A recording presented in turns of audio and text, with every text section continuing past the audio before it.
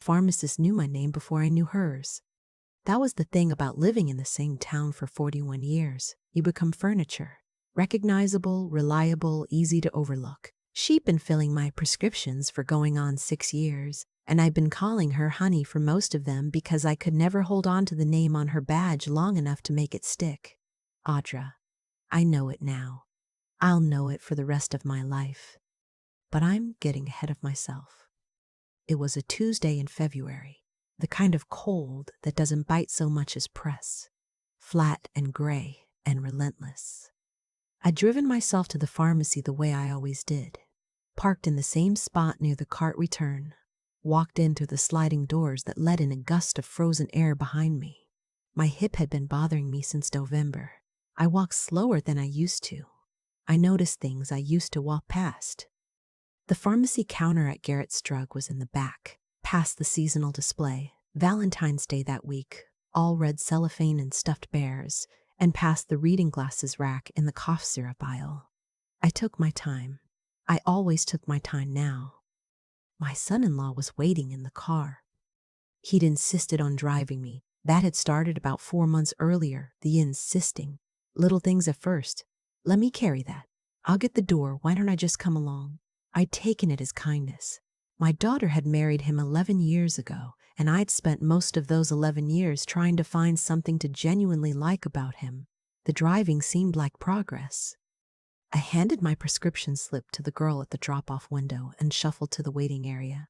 3 plastic chairs against the wall, a small television mounted in the corner playing a cable news channel with the sound off. I sat in the middle chair out of habit, set my purse on my lap, and waited. That was when I heard him. Not loudly.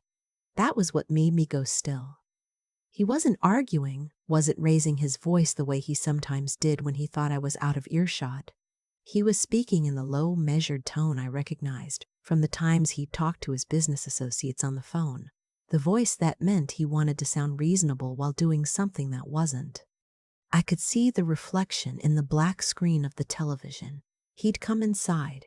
He was standing near the front of the store, back to the seasonal display, phone pressed to his ear.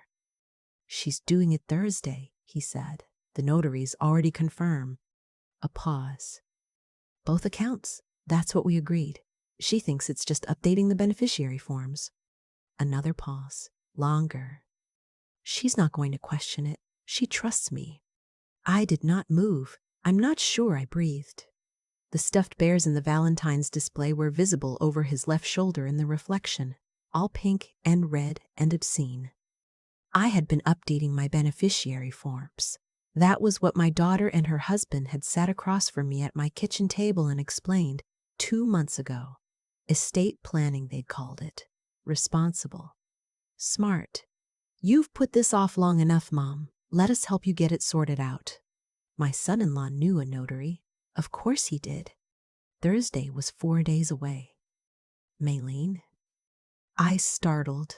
The pharmacist, Audra, was leaning across the counter, looking at me with an expression I didn't understand yet. She was maybe 35, dark hair pulled back, reading glasses pushed up on her forehead.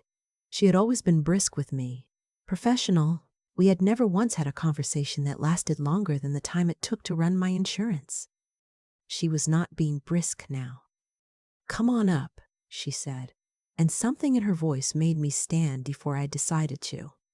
I walked to the counter. She slid a paper bag toward me, then placed her hand on top of mine on the counter. Flat. Deliberate. Your order's ready, she said in a normal voice. Then she leaned forward slightly. Look at me, not toward the front of the store. And don't change your expression. I looked at her. My expression had gone numb anyway. There wasn't much to change. I heard what that man said, she told me. He's been standing there for about 4 minutes. I couldn't hear everything, but I heard enough. She kept her voice level, the same tone she used to explain dosage instructions. Do you have a lawyer? My mouth was dry. My husband did. He passed 3 years ago. Do you have someone you trust? A friend? A pastor? A neighbor? Someone who isn't connected to that man? I thought about it, really thought. which was harder than it should have been because my hands had started to shake inside my coat pockets where she couldn't see them. My neighbor, I said. She's been my neighbor for 22 years.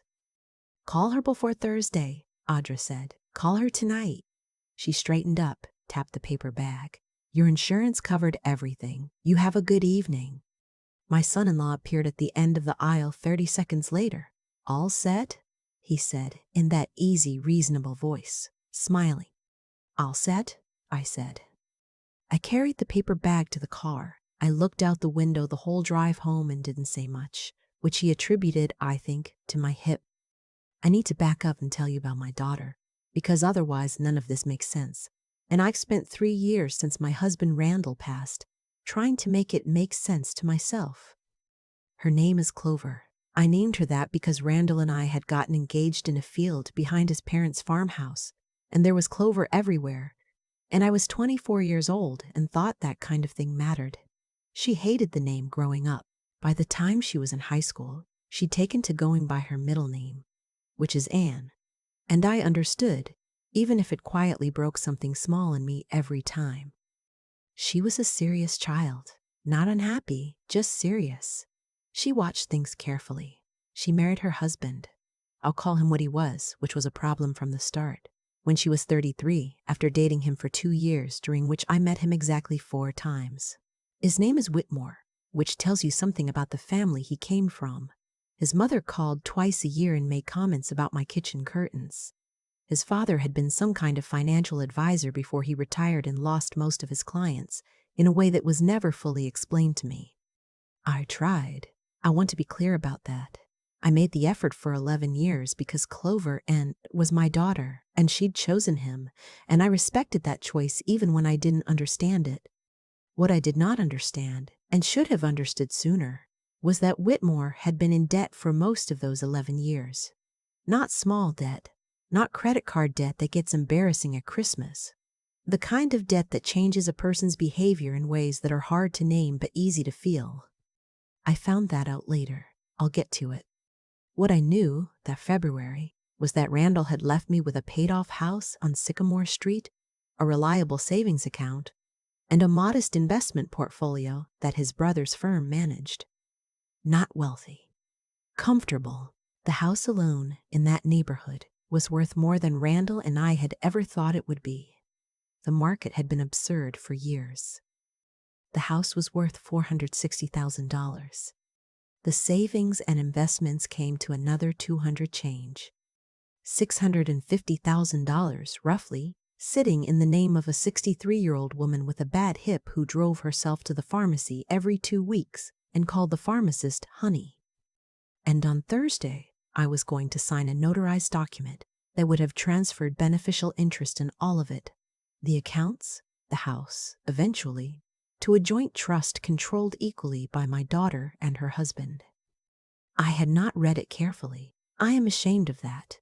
But I want to explain the shape of how it happened, because I think some of you will recognize it. It doesn't come all at once. It comes in small pieces, each one of which sounds reasonable. It sounds like love, even. You're not getting any younger.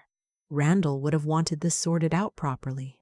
Let us help you, Mom. You shouldn't have to deal with all this on your own.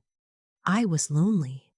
That's the truth. I sat within my kitchen that Tuesday night after Whitmore dropped me off, and I stood in the hallway for a long time before I took off my coat.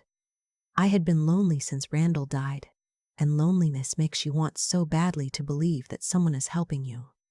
I called my neighbor at 7 o'clock. Her name is Bertrice, and she is 71 years old, and she has been married to the same man since 1979 and has seen enough of life not to be surprised by most of it. I told her what I'd heard at the pharmacy. I told her about Thursday.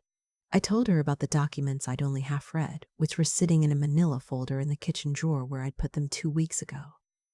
Bertrice was quiet for a moment. Then she said, "Does your daughter know what's in those documents?" I said I assumed she did. Bertrice said, "Don't assume anything until Thursday, but first get a lawyer." She gave me the name of the attorney who'd handled her mother's estate. I wrote it down on the back of a grocery receipt. His name was Hamlin, and he had an office on the 2nd floor of the building, above the shoe repair shop on Clement Avenue.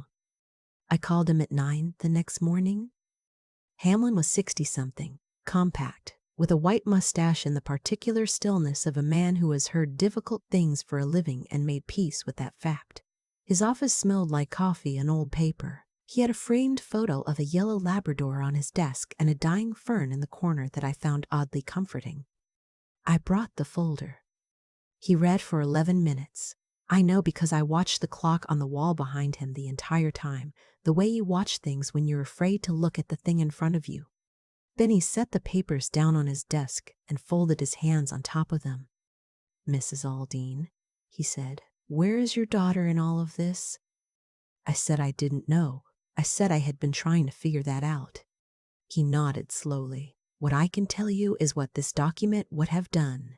It establishes a revocable living trust with co-trustees. That's not inherently unusual. What is unusual," he tapped the second page, "is this clause which allows either co-trustee to make asset disposition decisions independently after a period of 18 months without the consent of the other trustee or the grantor."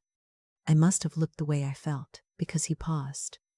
"In plain language," he said, "after a year and a half, your son-in-law could sell your house without your signature." The fern in the corner moved slightly in the draft from the heating vent. I watched it. "Can I ask how this was presented to you?" "Estate planning," I said, "updating beneficiary forms." He exhaled through his nose, not surprised, just tired in the way people get tired by the same thing happening again.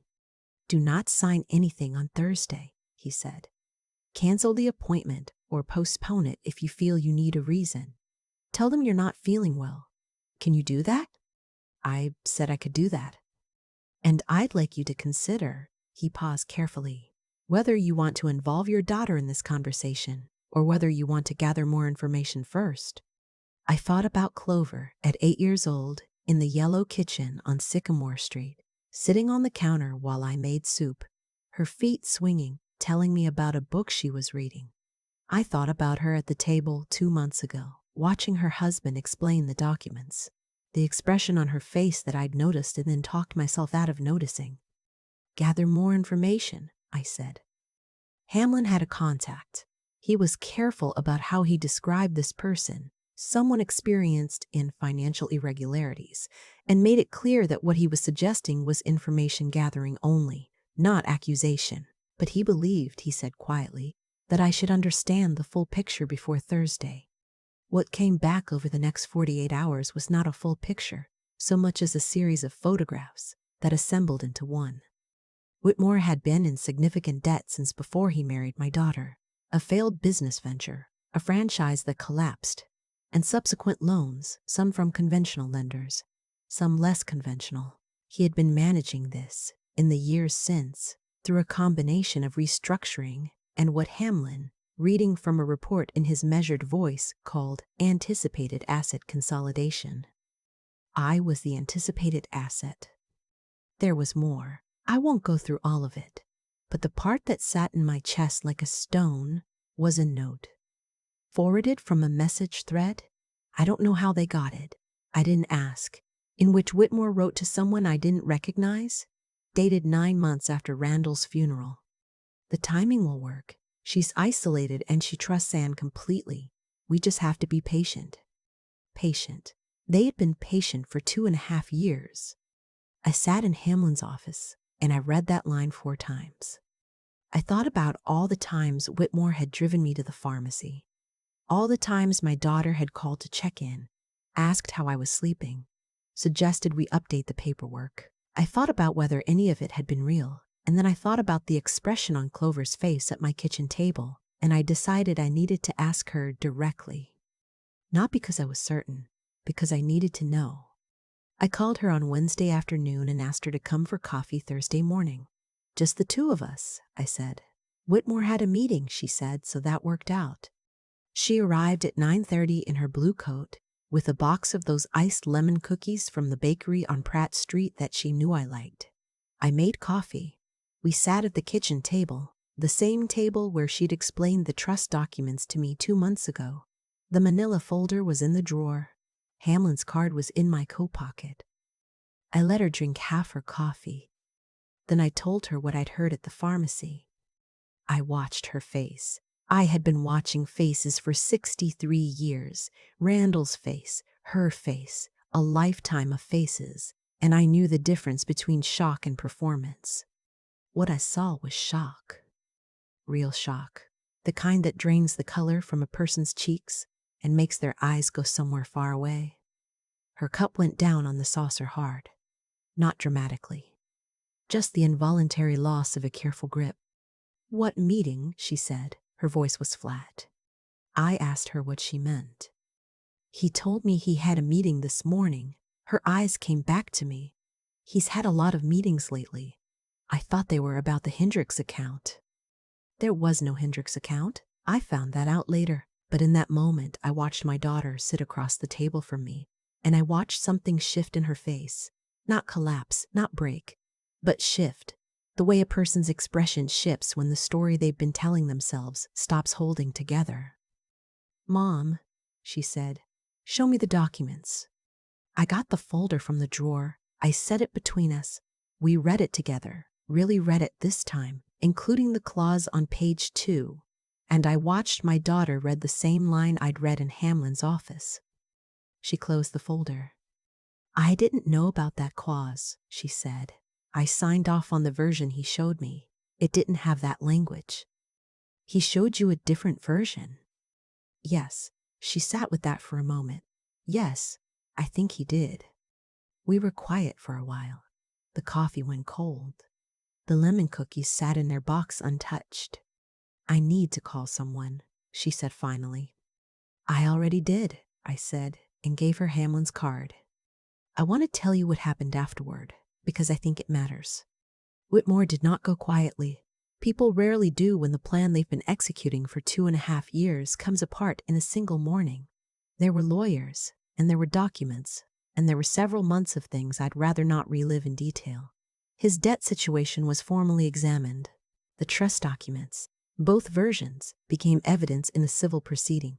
A man who had presented himself as patient and helpful turned out to be, under examination, something considerably less. He and my daughter separated in April. The divorce was finalized the following year. I watched my daughter go through it, and I will not pretend that was easy. There is no version of this story where that part is easy. She had loved him, or believed she had, which amounts to the same thing when you're dismantling a life. She was angry at him, sometimes at me for the timing of things, sometimes at herself for not seeing it sooner. All of that was fair. What I know is that she came through it. She sold the house she'd shared with him and moved into a smaller place closer to town. She started using her real name again, Clover, the one I'd given her in the field where her father proposed to me. She told me one evening that she'd always actually liked it. I believe her. The house on Sycamore Street is still mine. I had lunch with Bertrice last week. She brought her coffee cake, the good one with the streusel on top, and we sat in my kitchen for 3 hours talking about nothing important. I have lived in this house for 31 years. I know which floorboards creak and where the afternoon light comes in, and what the radiator sounds like when the heat turns on in November. Randall painted the front porch the summer before he got sick, navy blue, which I thought was too dark and which turned out to be exactly right. I drove myself to the pharmacy last Tuesday. The hip is better. Audra was at the counter, and this time I was sure to look at her badge before she could get a word out. "Audra," I said, "I brought you something." It was a tin of shortbread from the Scottish bakery on 4th. She looked at it, then at me, and didn't ask questions. Just nodded the way people nod when they understand more than you've said out loud. "You take care of yourself," she told me. I told her I was working on it. I still drive past that pharmacy on my way to Bertrice's sometimes, just to know it's there. Just because I'm glad it was a Tuesday, and I was slow, and the television screen was dark enough to reflect a man standing 30 feet away with his back to me. Not everyone gets a warning. I know that. Most people don't have a pharmacist with good eyes and the nerve to say something. Most people don't have a Bertrice or a Hamlin with his dying fern and his measured voice. But some of you might, and if someone pulls you close and says, "Listen," really says it in that specific, careful way. Please take a second, stand still, and listen. I still think about the moment I sat in that plastic chair in the pharmacy waiting area and understood, all at once, that I had been slowly handed over without knowing it. Not by a stranger, by someone who called me Mom. There's a version of this story where I sign those papers on Thursday, where I'd drive home with Whitmore, make myself a cup of tea, and put the folder back in the drawer, where I never find out about the clause on page 2, or the debt, or the message he sent 9 months after Randall's funeral. I think about that version sometimes, and it steadies me in a way that's hard to explain, not because it frightens me, but because it reminds me how close the line is between knowing and not knowing, and how much depends on which side you land on. What saved me wasn't luck. The luck was part of it. What saved me was paying attention when I had every reason not to. Audra didn't have to say a word. She could have handed me my paper bag and wished me a good evening and gone home to her own life. Instead, she made a choice, a quiet, costly, careful choice, to do the right thing for a woman she barely knew. That kind of character doesn't come from nowhere. It comes from a person who has decided, somewhere along the way, that her conscience matters more than her comfort. I had to make the same decision, not once, over and over, all through those weeks. When I called Bertrice instead of going to sleep, when I walked into Hamlin's office and handed him the folder, when I sat across from my daughter and told her what I'd heard, knowing I might lose her over it, every one of those moments required me to be honest when dishonesty would have been easier, and clear-eyed when I desperately wanted to be reassured. I was not always a clear-eyed person. I'll say that plainly. I signed documents I hadn't fully read. I let kindness be used as a cover story because I wanted the kindness to be real.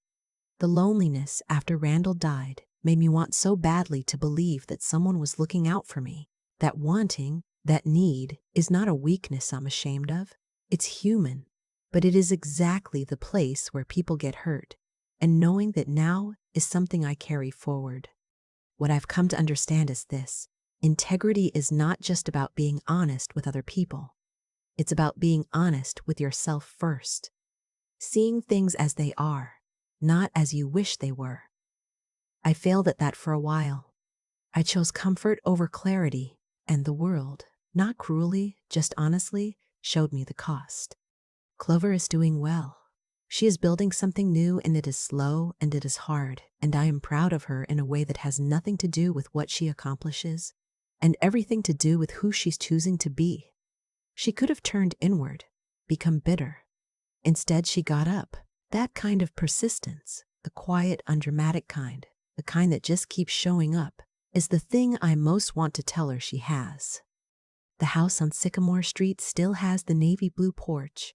I sit out there in the evenings when the weather allows. I watch the light change. I am 63 years old, and I am still here, still in possession of the life I built, still capable of being surprised by my own resilience. That is enough. That is more than enough.